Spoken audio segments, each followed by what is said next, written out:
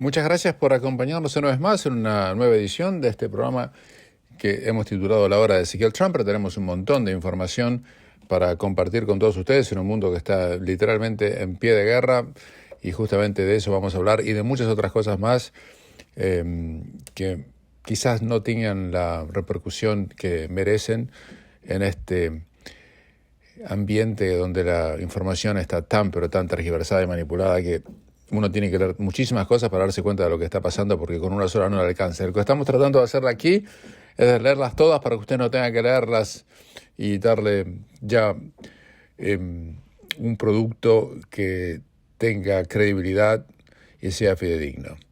Este programa lo pueden escuchar a través del canal de YouTube de quien les habla, que tiene el nombre justamente mío, Ezequiel Trumper, se escribe Trumper en español, y también a través de Radio.Latino Sydney, Radio Metropolitana de Melbourne, Victoria, ambas obviamente en Australia, Radio Austral de Auckland, Nueva Zelanda, y también en Radio Universo de Bay of Plenty, también en Nueva Zelanda. Por ahora hay muchas otras radios más que ya nos están pidiendo que les facilitemos este informe, y se lo haremos llegar en las próximas horas. Pero no podemos andar anunciando eso al aire todo el tiempo porque se aburre. Bueno, señoras y señores, el mundo está en un pie de guerra en el este de Europa, y ustedes ya saben el titular. Putin está queriendo invadir Ucrania, o por lo menos eso es lo que él dice. Ya mandó sus tropas a dos zonas que estaban ya bajo control de separatistas rusos. Se mandó un discurso diciendo que Ucrania es parte integral de Rusia, que fue durante la Unión Soviética bolchevique y que fue lo que hizo Ucrania lo que es. Recuerden que la Unión Soviética se llamaba la Unión de Repúblicas Socialistas Soviéticas, ese es el nombre del país en su momento, y consistía creo que en alrededor de 16 repúblicas, algunas de las cuales eran parte de Rusia, otras no tenían nada que ver, se independizaron cuando quebró la Unión Soviética. Putin en el discurso dijo que eso fue una tragedia. ¿Cómo puede ser que aceptamos, dijo él, que muchas de nuestras repúblicas se escindieran sin ningún tipo de condiciones ni garantías, o términos algunos, en forma abierta? Y él quiere restaurar parte de la Unión Soviética, en este caso incorporando a Ucrania a la órbita de la vieja Unión Soviética, que él sigue manejando desde Rusia, que es un país que obviamente la Unión Soviética desapareció. Pero Ucrania es uno de los países más grandes de Europa, en territorio, no en población. Tiene unos 45 millones de habitantes, y tiene vastos recursos energéticos y también de agricultura. No es una democracia en el sentido que nosotros lo entendemos. El líder de la oposición está hoy en día preso. Es un país de un alto nivel de corrupción. Estados Unidos no puede salir a defender a Ucrania, ni mucho menos, tampoco tiene la intención. En Estados Unidos tampoco hay ningún tipo de interés en hacerlo. Tampoco puede hacerlo legalmente. Ucrania no es miembro de la OTAN o la NATO. Al no ser miembro de la OTAN, que es un tratado de defensa mutua, no hay ninguna justificación legal para que Estados Unidos entre a Ucrania, o Europa entre a Ucrania a defenderla. Tampoco quieren hacer ni exponer sus vidas. Y eso hace que estén en una especie de tira y afloje entre Biden, que ha hecho negocios en Ucrania a través de su hijo. Eso está completamente documentado. Algunos hablan de corrupción, yo no puedo asegurarlo. La familia Trump dice que no pueden entender como el hijo de Biden, que no tenía ningún tipo de currículum en materia energética, le fueron ofrecidos contratos realmente por sumas millonarias, por sentarse en el directorio de empresas energéticas en Ucrania, a pesar de que se sabía tanto de materia energética como yo de odontología. Y por esa razón se sospecha, o algunos dicen, yo no tengo ninguna prueba y simplemente se los cuento, sin hacer juicios de valor, que la preocupación de Biden por Ucrania tiene no solamente que ver con los intereses geopolíticos supuestos de Estados Unidos, sino de cosas personales. No sé si es así o no, yo no puedo asegurar. Lo que sí es que el mundo, por otro lado, ha demonizado a Putin, que obviamente es una persona que no inspira gran confianza ni cariño. La ex secretaria de Estado de los Estados Unidos en la era Clinton, Madeleine Albright, escribió una columna muy detallada en el New York Times, donde dice que cuando se encontró por primera vez con él hace ya 22 años, dice que es chiquito, pálido y tan frío como un cocodrilo, que no tiene absolutamente ningún tipo de, no tanto de carisma, sino de calidez. Dice, es pequeño, es pálido, tan frío que parece un reptil. Y ella dice que hubo un contraste terrible entre Putin y su predecesor, que era Boris Yeltsin, ya fallecido. Y ella dice que mientras Yeltsin la había engatusado, fanfarroneado y halagado, Putin habló sin ninguna emoción y sin notas sobre su determinación de resucitar la economía rusa y aplastar a los rebeldes chechenos. Y dice que Putin realmente está muy arrepentido y avergonzado por lo que le pasó a Rusia, a la Unión Soviética, teniendo que prácticamente desmembrarse, y quiere restaurar su grandeza. Pero tampoco vamos a cagar todas las tintas sobre Putin. En otro artículo publicado también en el New York Times, el conocido analista en materia internacional Thomas Friedman dijo que, dijo, Putin no es realmente nada, no es una buena persona y decimos lo que queramos de él, dice él. Pero vamos a poner la pelota contra el piso, dice. Acá Europa y Estados Unidos cometieron errores gravísimos porque lo han provocado, lo han incitado, y querer meterle armas ofensivas en la frontera con Rusia a través de Ucrania, bueno, realmente se la buscaron, ahora que tienen que arreglarse. Es como cuando usted sabe que está en presencia de un tipo violento y agresivo que está sentado tranquilamente en la mesa de un bar y usted lo empieza a provocar, empieza a decir cosas, y claro, ese tipo al final termina pegando una trompada. No le puede echar solamente la culpa al tipo. Usted hizo todo lo que tenía que hacer para provocarlo. Y parte de eso es lo que está ocurriendo realmente, porque ¿qué sentido realmente tenía para Europa y para Estados Unidos meter a Ucrania en el medio de todo esto, tratando de que Ucrania sea parte de la OTAN y demás? ¿En qué beneficia estratégicamente eso a los Estados Unidos? Pero más allá de alguno pueda pensar o decir, la pura realidad es que en este momento Ucrania ha declarado el estado de emergencia, se ha preparado para la guerra, le ha pedido a sus ciudadanos que dejen inmediatamente Rusia, porque piensan que el conflicto puede venir en cualquier momento. El tema es que si el conflicto se desata, empezar es fácil, pero terminarlo va a ser y poner, es como una pasta de dientes, ¿me entiende? Abrirla es fácil, pero después poner la pasta dental dentro del frasco de dientes, bueno, es bastante complicado, sino imposible. Esto es lo mismo. Pero ya ha empezado Ucrania a movilizar reservistas, tienen más de 150.000 soldados rusos, una parte muy importante de todo el ejército ruso en la frontera. Pero yo vuelvo a decir lo siguiente, ¿por qué está pasando esto? O sea, esto no es una pelea entre buenos y malos, por favor. Acá creo que no hay ningún santo. Y además le voy a decir una cosa. Rusia tiene más comercio con Europa que Estados Unidos tiene con Europa.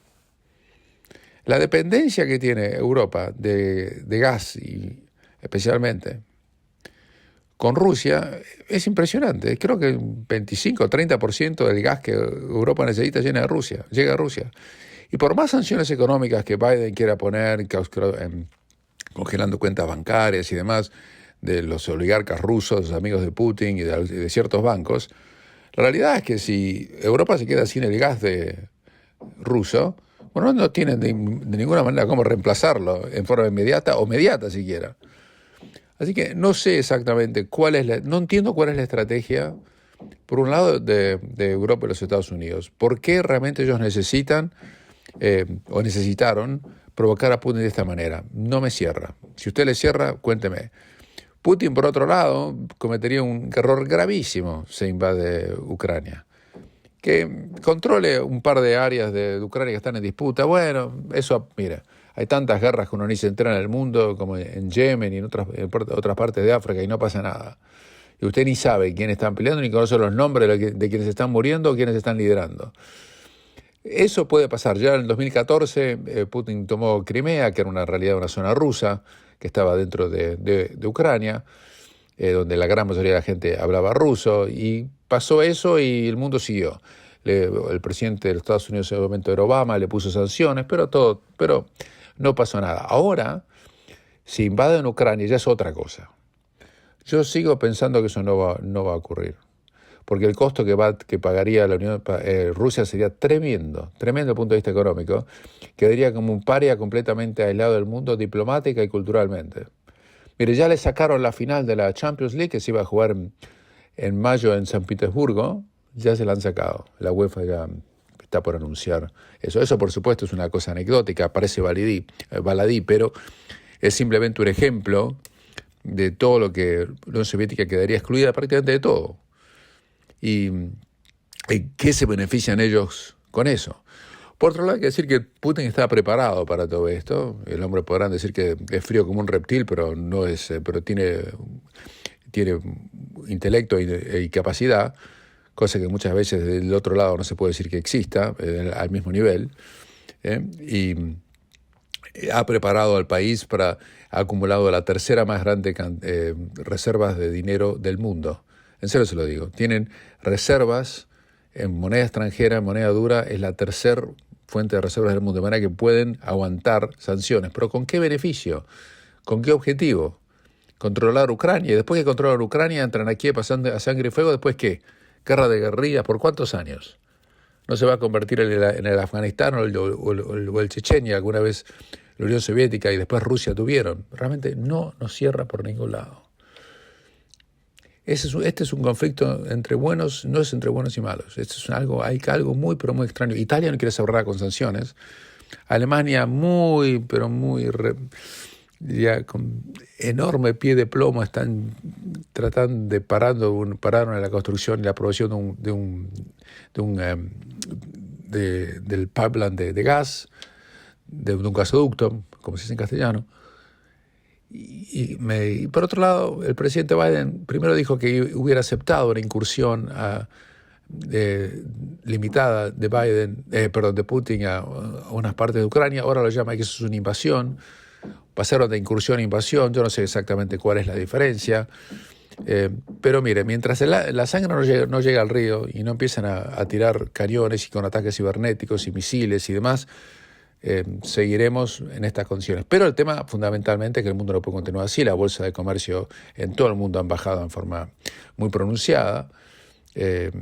Hay temor de que esto sea un recomienzo de la Guerra Fría. Yo no lo creo, porque Rusia no es la Unión Soviética y no tienen el material bélico siquiera para poder hacerlo. Y además la economía de Rusia es más chica que la de Brasil, para poner esto en perspectiva. Es como la de Italia y más chica que la de Brasil. Entonces no es una potencia mundial. Tiene, por supuesto, armamento nuclear desde ya, pero no lo van a usar, pues eso sería inconcebible. Así que no se entiende. Ellos dicen, bueno, si entramos a Ucrania, después van a entrar a Polonia. Eso son fantasías que se publican en Occidente, donde hay muchísima desinformación.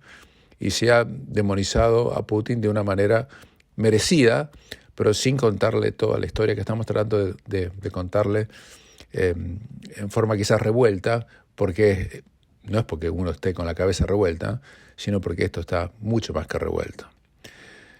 Hacemos una pequeña pausa y continuamos. No se asuste, porque no me voy a poner a hablar de COVID. Le voy a hablar de otra cosa muy preocupante, que es un efecto colateral de toda la locura en la cual el mundo ha estado viviendo todo este tiempo. Lo que le voy a decir no es un invento mío. Además tiene la frialdad de las estadísticas que llevan los actuarios. ¿Sabe qué es un actuario? Actuario es una persona que trabaja, que es sumamente especializada en temas matemáticos y que se dedican a calcular riesgo para las compañías aseguradoras, en especial para las compañías que hacen seguros de vida. Y han detectado, por ejemplo, los Estados Unidos y en otros países, que ha habido un número muy, pero muy importante de muertes en relación a otros años que nada tiene que ver con el COVID. Tuvieron que pagar obviamente un montón de plata en las compañías en las aseguradoras, en seguros de vida para que las personas que falleció por el COVID en Estados Unidos, por ejemplo. Pero vieron además un enorme incremento en la cantidad de muertes. Eso no es una opinión, son números fríos, en gente que murió que no tenía nada que ver con el COVID. Y acá viene lo que le quería contar. Las aseguradoras están siguiendo un número muy elevado de muertes, incluso mientras el número de muertes por COVID continúa declinando muy fuertemente con las vacunas, porque el Omicron es una versión mucho más lábil, mucho más leve que las anteriores versiones de COVID. Y el tema es que la gente sigue falleciendo. ¿Sabe por qué? Por el efecto colateral de los lockdowns. Y porque han llevado a la conclusión que la demora en buscar asesoramiento médico durante el lockdown y el temor de mucha gente de buscar tratamiento porque tenía miedo de contagiarse de COVID, la cancelación de un montón de test, de estudios que se hicieron o que se hacían habitualmente en gente que tenía condiciones que así lo ameritaban, hicieron que no se detectaran enfermedades, que no se hicieran tratamientos, y la gente empieza a morirse por el efecto colateral no pronunciado de los confinamientos, que en la gran mayoría de los casos no dieron ningún resultado positivo, justamente porque no se hicieron ver por médicos en su momento. Nosotros durante todo el COVID le pedíamos a la gente: no deje de hacerse los exámenes médicos, no deje de hacerse los análisis de sangre, no deje de hacerse las mamografías, no deje de hacerse los análisis de próstata, no deje de hacerse nada lo que tiene que hacer por temor al COVID. Porque esto si no va a pasar, porque muchos cánceres no van a ser detectados, justamente, ¿por qué? Porque la gente no va a hacerse los análisis. Bueno, eso fue lo que terminó pasando. Y ahora las aseguradoras los ejecutivos de las principales aseguradoras en Estados Unidos, eso es lo mismo, en Australia debe ocurrir lo mismo, este es un mercado mucho más grande, mucho más fácil llevar estadísticas, están viendo un nivel de muertes que nada tienen que ver con la pandemia y están relacionadas directamente con haber buscado o no haber buscado tratamiento o haberlo buscado muy tarde. Especialmente las muertes tienen que ver con temas cardíacos, respiratorios y neurológicos. Y dice incluso que la cantidad de muertes va a seguir aumentando muy por arriba de lo normal de la época de la prepandemia durante el curso del 2022, porque estamos viendo ya en el 2021 vieron un nivel muy elevado en relación a años pasados. Dicen que en el último trimestre del 2021 hubo un aumento del 40% en el número de muertes, que nada tiene que ver con el COVID. Y ustedes fíjense que recién ahora estamos calculando el costo de lo que fue la respuesta de los lockdowns y todo el daño que ocasionaron. Y esto no tiene nada que ver, y no está contabilizado, los daños en salud mental que llevó el lockdown. Y estamos viendo en este momento, por ejemplo, en la industria de seguro de vida en Estados Unidos, el más alto nivel en pagos desde la pandemia de 1918. Y si se han salvado económicamente las compañías de seguro que no han quebrado es porque la gran mayoría de la gente que muere es gente mayor que tiene generalmente póliza de seguro por menor valor. Usted sabe que cuando usted contrata una póliza de seguro, cuanto más viejo uno se pone, más cara es la póliza, de manera tal que la gente o cancela la póliza, pues ya prácticamente es imposible de poder mantener, o reduce el tamaño del beneficio, por lo que reduce lo que uno paga. No es lo mismo tener una póliza de seguro cuando uno tiene 30 años y tiene hijos pequeños, que si uno fallece tiene que garantizarle la hipoteca y la educación de sus hijos, cuando uno tiene 60 o 70 o 80 años, que ya casi necesita un seguro de vida. Bueno, y por eso lo que están ofreciendo a la gente mayor, justamente porque no han hecho los tratamientos que eran adecuados. Esto nos debería llevar a pensar si la respuesta que llevaron a cabo las diversas administraciones, completamente obsesionadas con el número de casos. ¿Se acuerdan la locura que teníamos en Australia en un momento en relación al contact tracing, buscando, hubo 7 casos hoy en Queensland, 25 casos en el norte de Sydney, cerremos todo, vamos a hacer el contact tracing? Estaban locos, estaban locos, hay que decirlo con todo respeto ya. Yo no lo dije con todo respeto en su momento, lo dije con asco, yo sabía que esto era una locura, por lo menos está grabado, lo dije en su momento, ahora ya es tarde. Y decíamos, ojo que esto va a traer consecuencias que nadie pensó. Y decíamos, miren, estamos haciendo un experimento en la historia de la humanidad, cerrando todo, sin haber hecho ningún estudio previo, sin tener ninguna base científica, y esto va a tener repercusiones a la larga impensables que nadie había pronosticado. Y así estamos. Así estamos. Lo único que le pido, si nos está escuchando y prestando atención, hágase todos los análisis que no se hizo el año pasado ya. No espere más. No espere más. Hacemos una pequeña pausa y continuamos.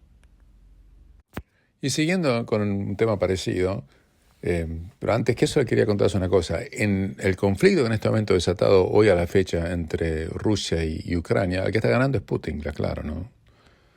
Porque las sanciones que le han puesto son mínimas y porque ya ha acumulado 2 pedazos de territorio ucraniano prácticamente a costo cero. Así que por ahora el que va ganando es Putin. Si en este momento para todo y queda así, se quedó con 2 pedazos de Ucrania y con sanciones que no le provocan absolutamente ningún tipo de problemas ni a su popularidad ni a su economía. Es más, a su popularidad quedaría aumentada todavía en Rusia. Pero mientras sigue, Australia ha puesto sanciones también, les aclaro, y esperan que reciban ataques cibernéticos y empiece la guerra. Pero reitero, esta es una guerra, no digo no para tomar partido, porque nadie puede tomar partido por Putin, eso desde ya que no, pero tampoco subirse al carro de los demás pensando que somos las fuerzas aliadas que están por entrar en Alemania para derrotar a Hitler, tampoco, ¿no? Vamos a poner las cosas en claro. Pero volviendo al tema anterior, ya que estamos saliendo prácticamente de la pandemia, está volviendo a la normalidad, uno puede entrar y salir de Australia sin problemas, con apenas un carnet de vacunación, la cosa está más o menos volviendo a su cauce normal después de terribles años que hemos vivido, 2 años de esto. Le decía hace un momento a la cantidad de gente que está muriendo por no haber recibido tratamiento médico en su momento o por haberlo diferido por la razón que fuese, pero relacionada con esto claramente porque las cifras no mienten. También un grupo que fue fuertemente afectado por las consecuencias del lockdown y las restricciones a la vida social fueron los adolescentes. Se detectó un aumento en las consultas de jóvenes con desórdenes alimenticios, o su anorexia, cuadros de ansiedad, depresión y estrés. Y un informe realizado por el CDC, que es el Centro para el Control y la Prevención de las Enfermedades en Estados Unidos, dio nuevos detalles sobre los tipos de problemas de salud mental que afectan a la generación de adolescentes. Esto es gravísimo, gravísimo. Porque cuando uno tiene problemas, felizmente yo no los tuve, pero cuando uno tiene problemas de salud mental en la adolescencia, eso duran toda la vida. Quizás no se van nunca. El estudio reveló que la proporción de visitas por trastornos alimentarios se duplicó entre las mujeres adolescentes provocadas por factores de riesgo relacionados con la pandemia, como la falta de estructura en la rutina diaria, la angustia emocional y los cambios en la disponibilidad de alimentos que fueron exacerbados por la reducción del acceso a la atención de la salud mental durante la pandemia. Se plantearon también la hipótesis de que la pandemia provocó que algunos jóvenes se sintieran aislados, solos y fuera de control. Algunos, dice una pediatra y psicóloga de la Escuela de Medicina de la Universidad de Harvard, se las arreglaron buscando tener control sobre su propio comportamiento. Pero otros no pudieron. El aumento de los trastornos de tics entre los adolescentes fue atípico, ya que estos a menudo son más comunes durante la infancia y en varones. Sin embargo, algunas adolescentes mujeres desarrollaron tics después de ver el fenómeno ampliamente difundido en las redes sociales, principalmente en la red social TikTok. Una porquería que no le recomiendo a nadie. Yo una vez vi algo, realmente una cosa espantosa. Además, este estudio dice que el estrés de la pandemia o la exposición a tics graves destacados en las plataformas de redes sociales podrían estar asociados con los aumentos en las consultas médicas por tics y comportamientos similares entre los adolescentes. Los aumentos en las visitas semanales al servicio de urgencia por trastornos alimentarios y de tics para las mujeres y en particular entre los adolescentes de 12 a 17 años durante el año 2020, 21 y 22 hasta ahora, podrían representar un aumento general de la angustia entre las mismas durante la pandemia. También se dice lo mismo de los trastornos alimentarios y que pueden coexistir con la ansiedad, la depresión y sus derivados. O sea, fíjense el desastre que esto provocó. Por un virus que a la larga era muchísimo menos letal de lo que se supuso en su momento. En Australia, Western Australia todavía no abrió hasta la semana que viene, hasta el 3 de marzo. O sea, realmente, algún día tendría que haber una investigación para que esto no vuelva a repetirse. Y si tenemos una pandemia que no se focalice todo en una sola cosa, sino que se mire todo el cuerpo social y las consecuencias de esto. Ustedes fíjense que en muchos lugares del mundo, incluso en Estados Unidos, en Australia, en la Argentina y demás, se le exige a los niños que usen barbijo en las escuelas.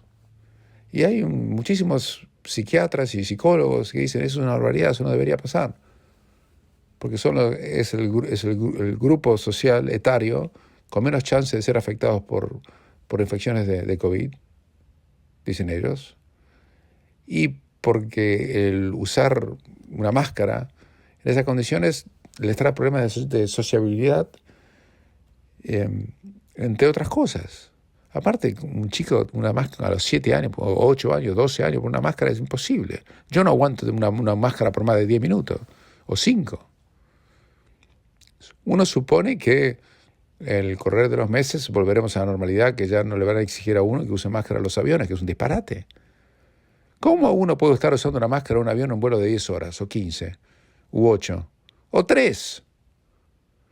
Y sin embargo, todas las aerolíneas del mundo lo están exigiendo. Además, cuando se sabe, en fin, no vamos a entrar en lo que ya dijimos en muchas otras oportunidades. Pero estamos viendo que el COVID ya ha pasado prácticamente como pandemia. Y por otro lado, estamos viendo la enorme cantidad de gente que ha muerto.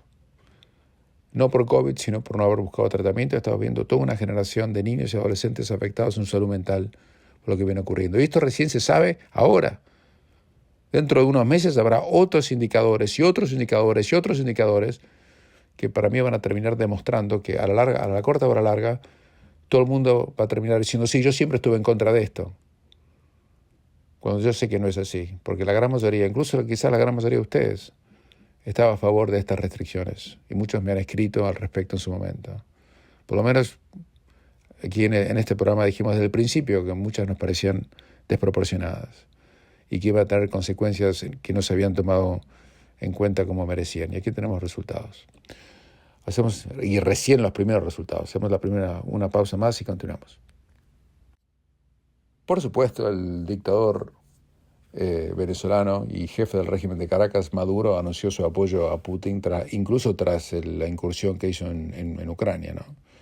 Y dijo, Venezuela está con Putin, está con Rusia, está con las causas valientes y justas del mundo y no nos vamos a aliar, y nos vamos a aliar cada vez más, dijo. En fin, no sé en qué beneficia decir eso a Venezuela, para Venezuela, ¿no? Por supuesto, sabemos que Putin tiene estrechas relaciones con el régimen venezolano. También hay que tener en cuenta una cosa más en materia estratégica, que haber empujado a Putin, que yo creo que Occidente lo ha empujado, creo que no se ha manejado la cosa inteligentemente del lado occidental, del lado nuestro, digamos, ¿no? Lo está prácticamente poniendo en los brazos de China. Y si China ve que Putin puede deglutirse Ucrania, bueno, quizás Taiwán no se llame más Taiwán dentro de poco. No, otra cosa está complicada en serio, ¿no? Realmente complicada en serio. Cambiando de tema, les quería contar una historia increíble. Hay una economista mexicana de 27 años, se llama Paola Chietecat. Y miren lo que le pasó en Qatar, donde ella trabajaba como en el comité organizador de la Copa del Mundo que se va a jugar a partir de noviembre de este año. Le voy a contar la historia cuando ella estaba viviendo ahí, una mujer inteligente, una formación académica en relaciones internacionales, ciencias de antropología, políticas públicas, incluso en la Universidad de Oxford. Recibió una oferta para colaborar como economista conductual en el Comité Organizador Mundial de Qatar. Dijo, un trabajo bárbaro, dijo, y se fue. Pero Qatar es uno de los 6 países árabes que conforman el Consejo de Cooperación del Golfo y de acuerdo a la legislación qatarí, algunas conductas son castigadas severamente bajo el código religioso de la Sharia Law, que conocemos bien en todo el mundo, incluido en Australia, porque hay una enorme población musulmana. Las mujeres en Qatar tienen prohibido, entre otras cosas, trabajar en varios puestos del gobierno, tienen prohibido recibir servicios de salud sexual y reproductiva, así como aplicar para una beca del gobierno sin el previo permiso de un hombre que sea de un familiar que sea hombre. Por lo anterior, si una mujer tiene relaciones sexuales fuera del matrimonio, puede ser acreedora a una sanción y ser castigada con hasta 10 años de prisión. Pues, dicen en Qatar, el país califica como un delito tener relaciones sexuales fuera del matrimonio. En ese contexto, esta mujer mexicana fue señalada de mantener relaciones extramatrimoniales, ya que ella lo denunció por agresión y su agresor dijo que era su novia. El agresor era un hombre colombiano, aparentemente. Él estaba en su departamento en la ciudad de Doha, una ciudad bastante aburrida, hay que decirlo.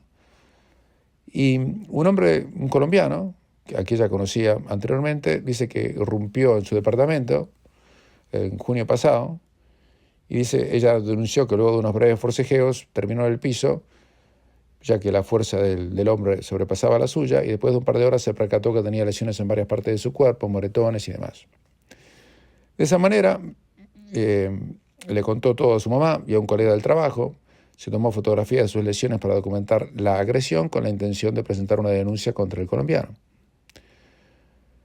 Y se fue a pasar la noche a un hotel, en caso de que su agresor volviera a buscar. Al día siguiente obtuvo un certificado médico, se presentó con la policía en compañía del cónsul de México en Qatar, y a pesar de que su conocimiento del idioma árabe era bastante limitado, le contó a la policía lo que había pasado la noche de la agresión. Tras escucharla, las autoridades policiales le preguntaron si quería una orden de alejamiento, no hacer nada o ir hasta las últimas consecuencias. Si hubiera tenido un abogado inteligente, el abogado inteligente le hubiera dicho no quiero hacer nada, pues estamos en Qatar. Pero el cónsul, un burro, le recomendó la última opción sin conocimiento previo de la ley qatarí y sin buscar asesoría legal primero, dice ahora la muchacha mexicana. Entonces la economista de 27 años firmó la declaración en árabe y proporcionó los datos de su agresor. Sin embargo, unas horas más tarde de prestar declaración a la policía de que había sido sujeto de un asalto sexual, la policía la llamó telefónicamente a su casa y le dijo que se presentara a la estación de policía en forma urgente. De lo contrario, le dijeron, iban a descartar su denuncia. Ella se tomó un taxi y fue a la estación de policía sola, donde la esperaba no solamente la policía, sino el agresor, el hombre colombiano. La sometieron a un interrogatorio en árabe de 3 horas y la mujer pasó de ser de víctima a acusada. Las autoridades policiales le solicitaron revisar su celular. Además, le exigieron una prueba de virginidad, pues su agresor había asegurado que Paola, o sea, que se llama la muchacha mexicana, era su amante o novia. A partir de ese momento, todo cambió. En Qatar, el hecho de tener una relación extramarital es sentenciado con hasta 10 años de cárcel y en algunos casos se le suman 100 latigazos. Por todo eso, la policía refirió el caso a la Fiscalía Pública de Qatar, donde Paola tuvo un traductor finalmente, y para no ir presa tuvo que entregar su teléfono desbloqueado a las autoridades cataríes. Después tuvo que intervenir Human Rights Watch y pudo escaparse de ese infierno que se llama Qatar y regresar a México el 26 de junio del 2021 y se fue. Después ella se enteró que su agresor había sido absuelto del cargo, ya que no había cámaras que apuntaran directamente a la puerta del departamento, así que no había forma de constatar que la agresión de este hombre colombiano aparentemente había ocurrido. Sin embargo, los cargos contra la mujer por tener una supuesta relación sexual fuera del matrimonio nunca se retiraron, por lo que le impidió volver a Qatar, tampoco le prohibieron la entrada, y obviamente perdió trabajo. Y la única solución que le ofrecieron en Qatar fue que se case con el agresor. En ese lugar se va a jugar el Mundial de este año, en noviembre del 2022. En ese lugar, en ese país. En ese país. Y después nos preocupamos del gas, de Rusia, de Putin, de la democracia. Y allí, ya le sacaron a Rusia la sede de la final de la Champions League, que se iba a hacer en San Petersburgo, como le dije al principio. Pero todos van a ir muy contentos a ver el Mundial, participar en el Mundial y abrazarse en el Mundial, en esa vergüenza que se llama Qatar, que yo les acabo de contar.